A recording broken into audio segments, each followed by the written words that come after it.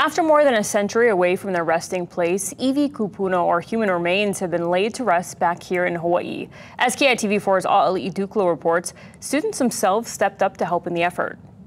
A native Hawaiian from Oahu, Hi'ilei Hobart, recently started teaching at Yale University.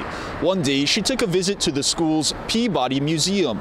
That's where she found out the facility still had iwi kupuna, or human remains, that were supposed to be returned to Hawaii. I was like, are we going to get those home ASAP? It was the right question at the right time, Hobart recalls, starting the effort to return iwi, including jaw and teeth bones, that had been a part of the Peabody collection in New Haven, Connecticut for more than 150 years. The museum sent more than 100 iwi back to Hawaii in 1994 and several more in 2014.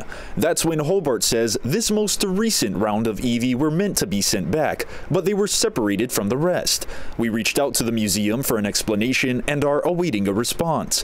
When Hobart asked how that happened, she was told, sometimes this just happens, right? Somebody who is processing it isn't careful, isn't being mindful, things get separated and later discovered. But for me, the most important thing was to just make sure that we worked quickly to correct it.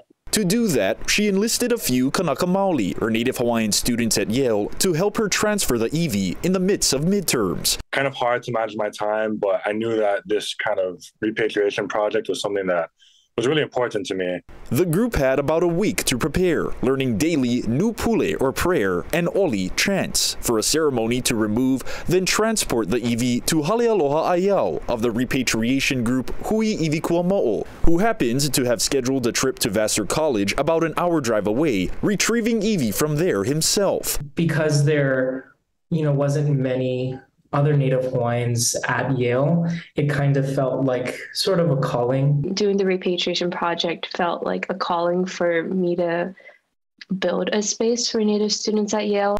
A kuleana, grueling yet gratifying for these young Kanaka, who are now relieved to know the kupuna have been returned home. A'ali'i Duklo, KITV4 Island News.